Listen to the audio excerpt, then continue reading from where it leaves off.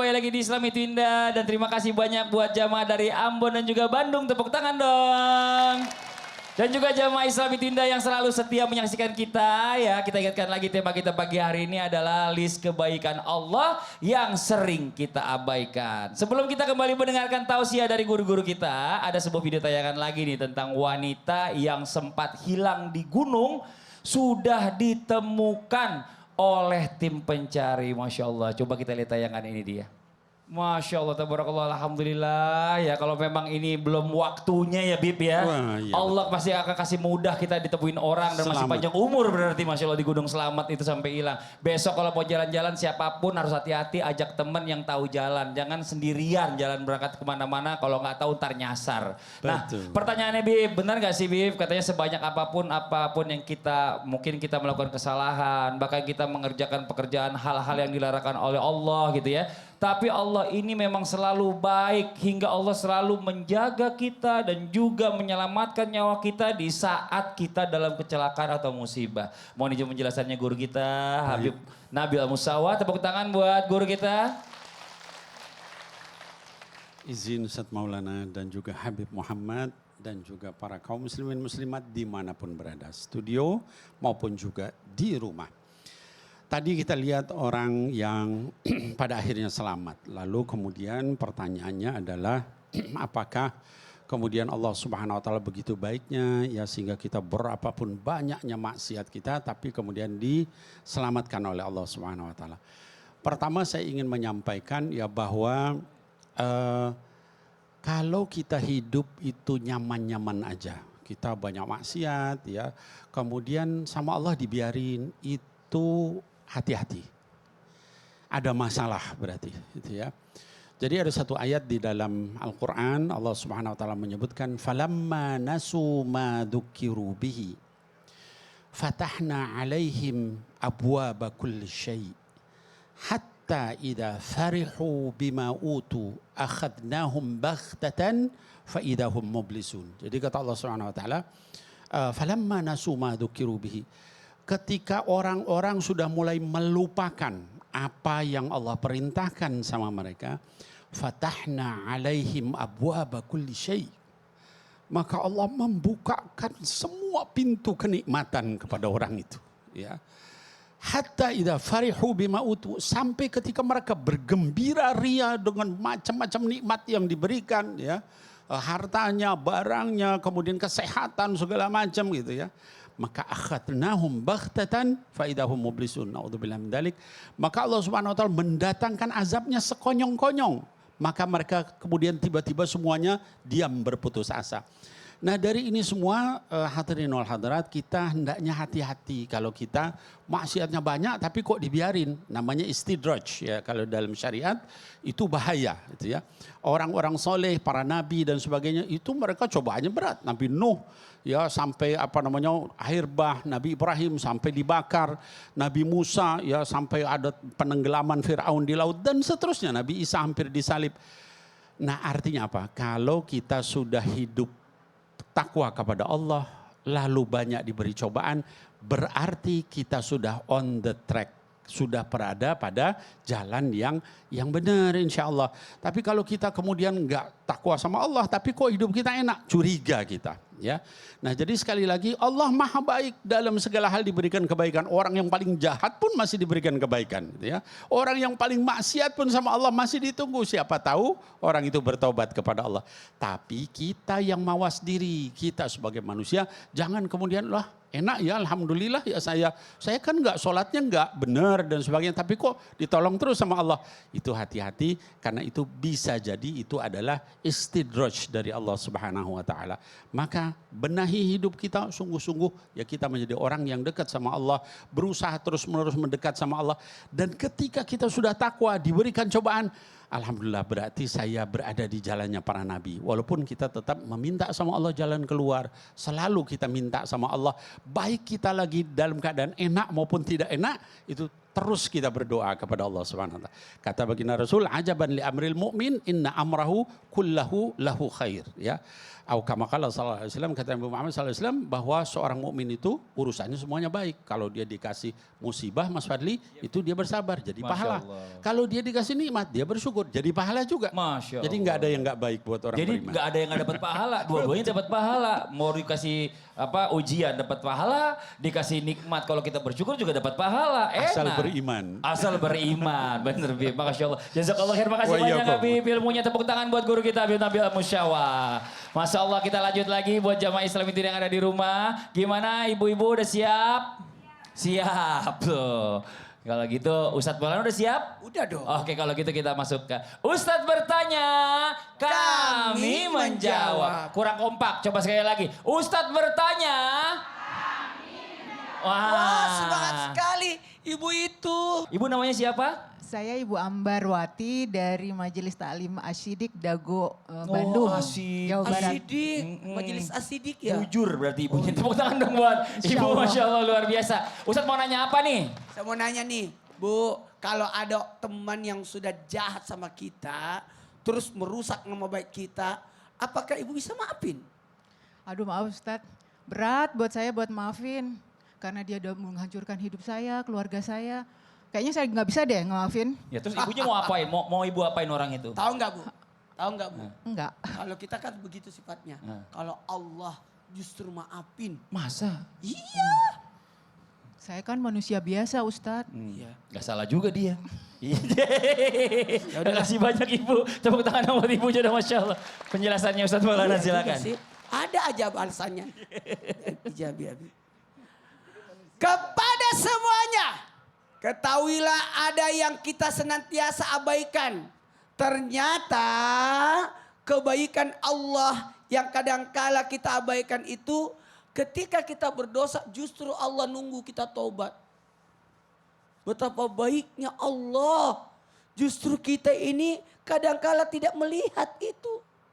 Innallaha yuhibbut tawwabina wa yuhibbul mutatahhirin. Justru orang yang berdosa itu di sementara ini ditungguin tobatnya. Bu, jamaah. Kadang kala kita tidak sadar. Ketika kita berdosa, apakah langsung dicatat? Tidak. Ditunggu 6 jam. Ditunggu 6 jam. Baru dicatat. Begitu baiknya Allah. Kenapa? Karena Allah mengendaki kebaikan buat kita. Mengendaki kebaikan. Makanya Allah senantiasa kirim kebaikan-kebaikan itu berupa siapa? Para nabi. Kirim petunjuk berupa kitab Quran. Kirim orang-orang yang baik mengingatkan kita. Alhamdulillah kita ini punya teman-teman yang baik. Masya Allah. Baik banget teman-teman saya. Ibu senang kan? Ibu bisa nggak datang ke sini kalau tidak pakai teman? Nggak bisa. Kan harus bergrup. Apalagi kalau sudah punya majelis. Bagus Bu. Insya Allah akan jadi baik itu. Nah tunggu dulu. Ada namanya Ilham, Taufik, Hidayah. 1, 2, 3. Ilham, Taufik, Hidayah. 1, 2, 3. Ilham, Taufik, Hidayah. Ilham itu dari Allah. Taufik itu kecocokan. Hidayah itu pantulan. Makanya senantiasalah berada dalam kebaikan. Makanya ada namanya mohon ampun. 1, 2, 3. Mohon ampun. Supaya dapat arahan. Bahkan setelah berdosa pun ditunggu tobat. Tahu nggak arti tobat? Tobat itu artinya kembali. Kalau melakukan tiba-tiba berdosa melenceng. Maka disuruh balik. Oh. Itu namanya tobat. Jadi tobat itu kembali. Kembali. Kalau gitu Ustadz mohon izin, terima kasih banyak. Mohon tobat. Mohon kembali. Tepuk tangan buat Ustadz Maulana. Masya Allah. Aduh. Luar biasa. Jamaah. Waktunya kita lanjut ya. Kita kasih kesempatan kembali kepada jamaah yang ada di studio mewakili di rumah untuk bertanya langsung sama guru-guru kita. Tapi sebelumnya kita kembali dulu ke segmen Tanya Dong Ustadz. Kami semua tanya dong Ustadz. Oke, yang mau bertanya boleh silakan angkat tangannya. Saya sini dulu deh satu nih. Nah, yang di sebelah sini. Izin, Ibu. Iya, boleh berdiri, Ibu.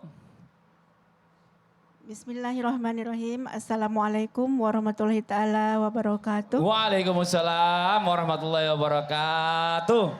Perkenalkan, nama saya Ibu Aan Sumarni. Tanya dong Ustadz. Boleh dong Ibu. Mau nanya sama siapa Ibu? Izin bertanya kepada Habib Muhammad. Boleh. Siap. Iya, mau nanya apa Ibu? Apakah benar sebuah kebaikan itu datangnya dari dan bahwa semua masalah atau keburukan itu disebabkan kita sendiri, bukan dari Allah? Atau gimana caranya membedakannya? Silakan Bib. Ma asabaka min hasanatin faminallah wa ma asabaka min sayiatin famin nafsik. Ini dikatakan oleh Allah Subhanahu wa taala ma asabaka min hasanatin. Setiap sesuatu yang baik itu faminallah. Jadi apapun yang menimpa kita yang baik-baik itu dari Allah Subhanahu wa taala. Wa ma asabaka min sayiatin famin nafsik. Kalau yang buruk-buruk itu yang menimpa kita itu bukan dari Allah karena perbuatan kita. Allah itu kalau di dalam ilmu tauhid Allah yakbalul kamail wala yakbalun naqais. Allah itu hanya menerima, dinisbahkan kepada Allah Subhanahu wa taala hanya yang baik-baik, yang buruk-buruk tidak. Wala yaqbalun naqais. Allah itu tidak menerima kekurangan. Allah itu sempurna. Jadi nggak bisa keburukan itu sudah kita ini memang Allah yang perburuk kita, tidak. Yang memperburuk kita itu diri kita dengan perbuatan kita. Allah sudah katakan, kalau kalian berbuat baik akan mendapatkan kebaikan. Kalau kalian berbuat keburuk, diawali dengan keburukan maka akan mendapatkan suatu keburukan. Maka dikatakan tadi ma asabaka min hasanatin, semua yang baik-baik itu dari Allah Subhanahu wa taala. Membedakan bagaimana cara membedakannya? Ya dengan amal. Kalau memang amal kita sudah bagus, amal kita sudah baik, maka itu memang Allah Subhanahu wa taala yang menggerakkan kita beramal itu dengan amal yang bagus, dengan amal yang baik. Apabila dikatakan, oh kita mendapat keburukan, lihat introspeksi diri. Kenapa kita diuji oleh Allah Subhanahu wa taala? Kenapa kita mendapat keburukan? Karena amal perbuatan kita buruk. Maka jatuhnya maka akan mendatangkan keburukan buat kita. Jadi tugasnya bagaimana? Tugasnya kita dikatakan husnudzan billah wa husnudzan li'ibadillah. Maka tugasnya kita apa? Selalulah bersangka baik kepada Allah Subhanahu wa taala. Apa yang diberikan oleh Allah, alhamdulillah hari ini kita mendapatkan kenikmatan dari Allah Subhanahu wa taala, maka kita katakan apa di hadapan Allah? Kita katakan alhamdulillah. Nah, ketika kita mendapatkan ujian juga kita katakan alhamdulillah. Maaf ya Allah, ini atas perbuatan kami. Terima kasih Kau telah ingatkan kami dengan ujian sedemikian rupa sehingga kami tahu perbuatan kami ini tidak baik. Perbuatan kami ini tidak bagus. Itu hamba yang bagus. Itu terkategori Abdallah. Hamba Allah yang baik, hamba Allah yang bijaksana, hamba Allah yang faham bagaimana tata cara memahami ketauhidan Allah Subhanahu wa taala. Makanya dikatakan Masya Allah tidak ada seorang yang paling, tidak ada zat yang paling sayang kepada orang kecuali zatnya Allah Subhanahu wa taala. Masya Allah. Jadi kalau misalnya selalu kebaikan itu pasti datangnya dari Allah. Pasti dari Allah. Kalau keburukan pasti dari kita sendiri manusia karena nih yang zolim. perbuatan kita itu yang menyebabkan keburukan itu datang. Masya Allah. Makasih banyak Habib. Baik. Jazakallah khair. Tepuk tangan buat guru kita Habib Muhammad Syahab. Jawabannya begitu Ibu ya. Nah sekarang kita lanjut lagi yang bertanya berikutnya. Silakan angkat tangan. Dari yang sini dulu yang atas. Masya Allah silakan Ibu. Iya. Assalamualaikum warahmatullahi wabarakatuh. Waalaikumsalam warahmatullahi wabarakatuh. Perkenalkan, nama saya Ibu Eli Rahma dari Majelis Asidik Dago Resort Bandung, Jawa Barat. Tepuk tangan buat Ibu Eli. Tanya dong Ustadz, Boleh dong Ibu. izin bertanya kepada Habib Nabil. Habib Nabil boleh. Benarkah salah satu kebaikan yang Allah berikan kepada seorang muslim yaitu mendapatkan maut atau kematian yang mendadak? Kenapa begitu ya Habib? Oh, itu Mohon enak maaf juga untuk ya. penjelasannya. Wassalamualaikum warahmatullahi wabarakatuh. Waalaikumsalam warahmatullahi wabarakatuh. Ibu mau nggak meninggal mendadak? Enggak. Enggak. Karena katanya muslimah yang baik katanya tuh. Gimana pertanyaannya begitu? Ditanya kiran dia nggak mau. Bib atau Bib? Masya Allah. Baik, izin Ustaz Maulana Habib Muhammad dan juga para ulama yang sedang menonton. Ibu yang bertanya tadi dari Bandung dan juga para pemirsa di rumah semuanya. Jadi terkait mati mendadak gitu ya. Apakah mati mendadak ini baik atau tidak baik? Jadi begini. Para ulama berbeda pendapat tentang hukum mati mendadak ini. Apakah baik apa enggak?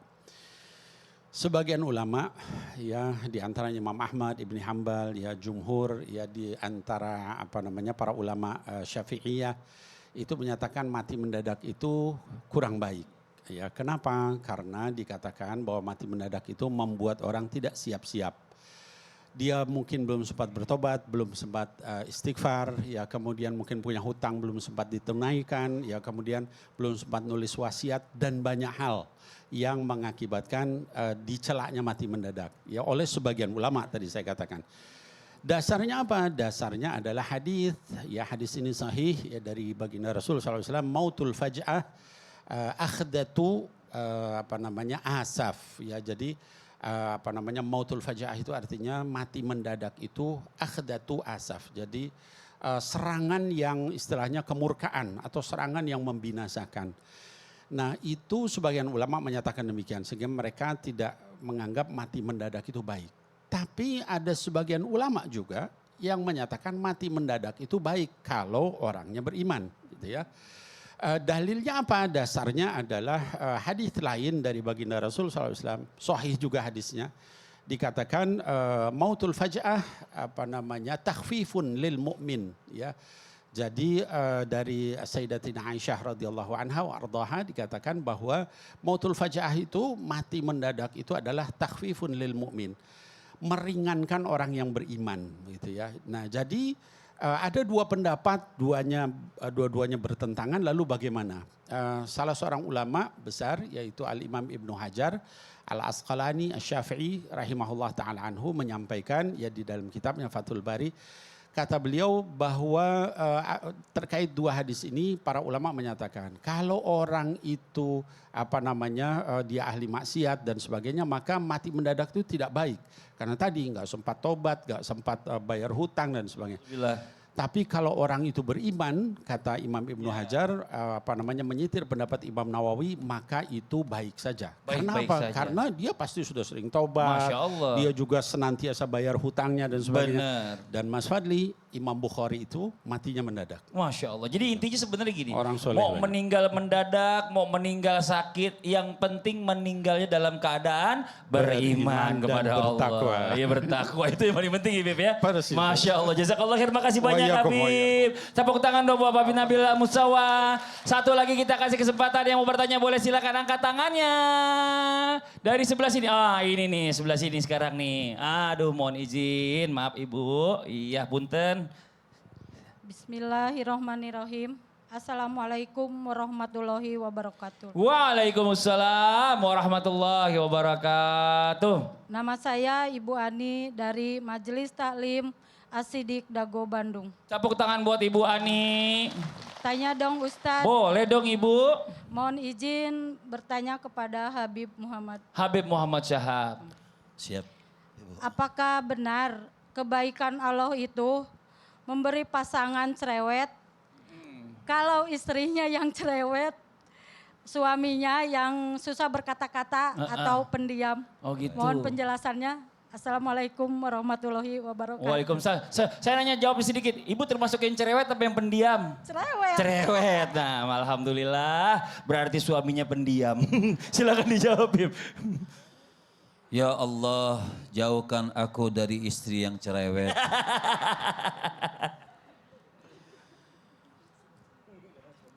Masya Allah, ini sebenarnya di dalam kitab yang ditulis oleh Syekh Sulaiman Al-Bujairimi ada pendapat mengatakan ini tidak kuat, tapi ini di dalam kitab yang hebat tentang bagaimana istrinya Sayyidina Umar Ibnul Khattab.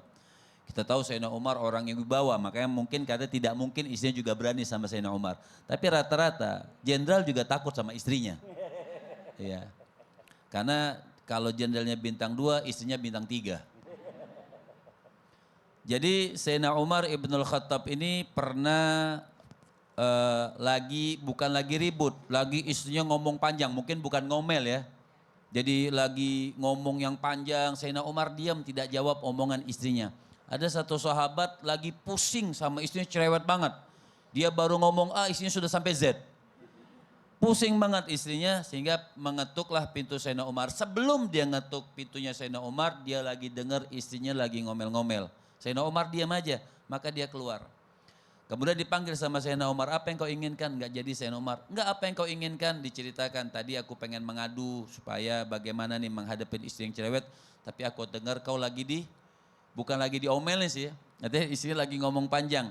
Kata Sayyidina Umar, kita harus memahami istri.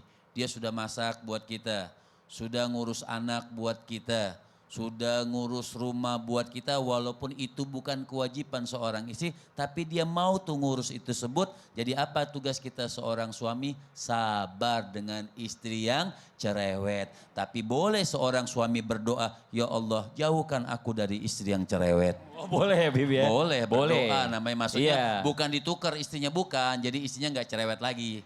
Artinya sabar. Mungkin juga Allah itu punya rahasia. Allah itu punya rahasia. Kenapa seorang suami mendapatkan istri yang cerewet?